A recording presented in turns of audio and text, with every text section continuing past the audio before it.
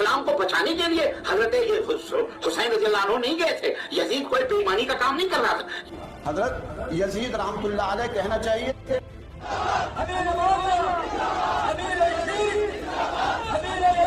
تو کیا وجہ ہے کہ وہ اپنے بیوی بچوں کو ساتھ لے کر صرف The wall of Karbala, Yazid, may Allah be pleased with him.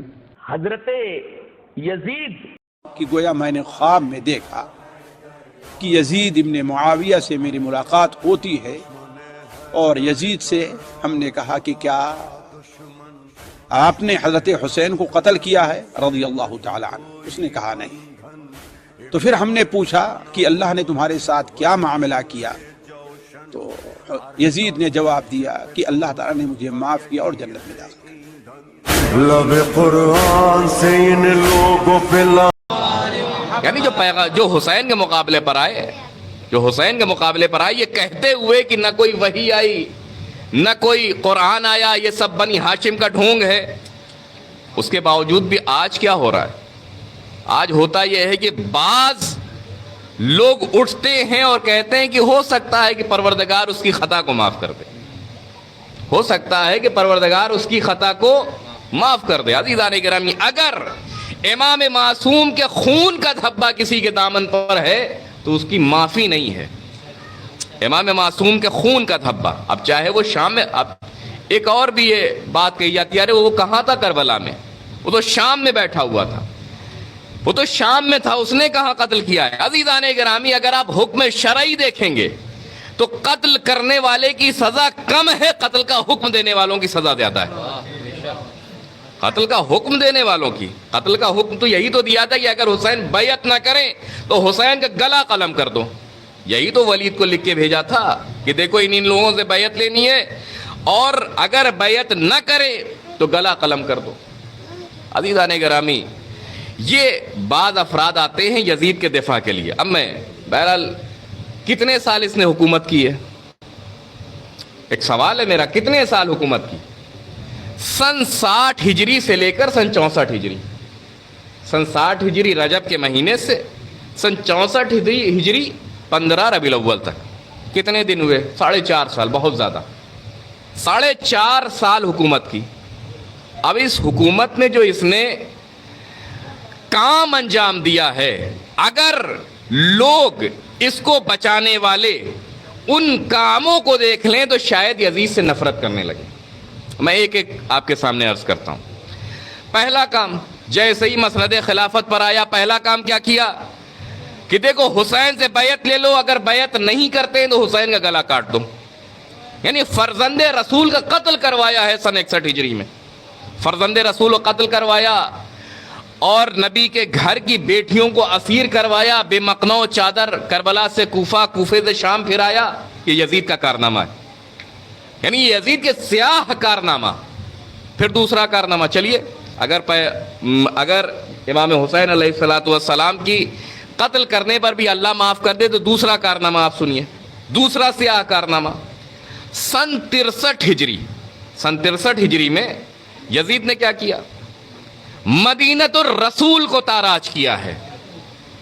پیغمبر اسلام کے مدینے کو، جہاں پر پیغمبر رہتے تھے، وہاں پر اس نے تباہی مچوائی ہے، قتل و غارت کروائی ہے، قتل و غارت کروائی ہے.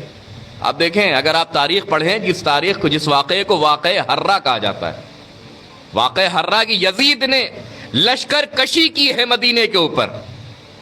اب عزیزان گرامی، اگر انسان امام حسین صلی اللہ علیہ وسلم کی شہادت پہ یہ کہے کہ اللہ معاف کر دے تو یہاں پر کیا کیجیے گا؟ جب لشکر کشی کی تو تاریخ میں لکھا ہے کہ تقریباً 70 سے 80 صحابہ کا قتل کیا گیا ہے. مدینے کے اندر 70 سے 80 صحابہ کا قتل کیا گیا. 800 قاریان قرآن، 800 حافظان قرآن کو قتل کیا گیا. مدینے کو جب ہجری میں حملہ کیا، 800 افراد قتل ہو گئے جو حافظ تھے. 70 سے 80 صحابہ کو قتل کر دیا گیا مدینے میں. اور اس کے بعد کیا کیا گیا؟ یزید نے حکم دے دیا کہ مدینہ 3 دن تک ان کے لشکر والوں پر حلال ہے. 3 دن تک.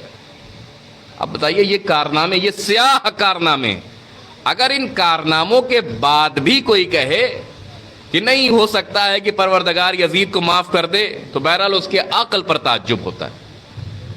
یعنی 3 دن تک مدینہ ان کے لشکریوں پر حلال ہو گیا. پھر جو تاریخ لکھتی ہے کہ ناتحقیق بچے، ہزاروں کی تعداد میں ناتحقیق بچے پیدا ہوئے. عزیزان گرامی یہ واقع ہر رہا ہے. دوسرا سیاہ کارنامہ یزید کا، 4 سال کی حکومت ہے صرف. تیسرا سیاہ کارنامہ سنیے.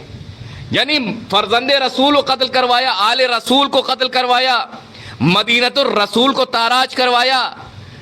اب باری آئی بیت اللہ کی، اللہ کے گھر کی. اب یہ بتائیے اگر کوئی مسلمان اللہ کے گھر کو جو خانہ کعبہ ہے تاراج کر دے، اس کے اوپر آگ برسوا دے، اس کو مسمار کروا دے، تو کیا وہ مسلمان ہو سکتا ہے؟ انسان اگر ذرا سی بھی عقل رکھتا ہوگا کہے گا نہیں کہ چلیے مان لیا کہ آپ نے آل رسول کو قتل کیا، مدینۃ الرسول کو تاراج کیا. اب یہاں پر خدا کا معاملہ ہے، اللہ کا معاملہ ہے. کعبے کے اوپر آگ بارانی کرائی گئی سن 64 ہجری میں. سن 64 ہجری میں جس سال وہ مرا ہے، واصل جہنم ہوا ہے، اس سال کعبے کے اوپر آگ بارانی کرائی گئی. آگ بارانی کرانے کے بعد اسی دوران پتا چلا کہ یزید واصل جہنم ہو گیا ہے، ورنہ کعبے کو کس طرح سے تاراج کرتے یزید کے لشکر والے نہیں معلوم. یعنی اسی دوران یہ معلوم چلا کہ یزید واصل جہنم ہو گیا ہے، تو لہٰذا وہاں سے چھوڑ کے چلے گئے. تو یہ 3 کارنامے، بڑے سیاہ کارنامے 4 سال کی حکومت میں ہیں. اب بھی اگر کوئی کہے کہ اللہ معاف کر دے گا یا پھر اللہ اس سے راضی ہو جائے گا، اس کے لیے رضایت کی دعا کرنا اس کے عقل سے تعجب ہوتا ہے. تو عزیزان گرامی یہ ہے یزید. اس کے مقابلے میں کون اٹھا ہے؟ فرزند رسول اٹھا ہے. اس کے مقابلے پر علی و فاطمہ کا نور عین اٹھا ہے. آپ دیکھیں اگر آپ امام حسین علیہ السلام، بہرحال باتیں بہت ہیں لیکن دھیمے دھیمے وقت اپنی منزل تک پہنچ رہا ہے. عزیزوں اگر آپ دیکھیں حسین ابن علی کی فضیلت قرآن مجید میں بھی بے حساب بیان کی گئی ہے. قرآن مجید کے ساتھ ساتھ پیغمبر کی روایات و احادیث میں بے حساب فضیلت بیان کی گئی. میں جلدی بس آیات کو پڑھوں گا. آپ دیکھیں یہ بتائیے آیت تطہیر میں جو 5 افراد ہیں ان میں ایک فرد کا نام حسین ہے کہ نہیں؟ اگر آپ قرآن مجید میں حسین کی فضیلت کو دیکھیں گے، آیت تطہیر کے مصداق ہیں حسین. دوسری میں آئیے آیت مودت، قل لا اسألکم علیہ اجرا الا المودۃ فی القربى. یہاں پر بھی کیا ہے؟ جو مودت قربا کو مانگا گیا ہے، اس قربا میں حسین ہے کہ نہیں ہے؟ کا مطلب اس آیت کے بھی مصداق حسین ابن علی. اسی لیے تو جب امام زین العابدین علیہ الصلوۃ والسلام صلوات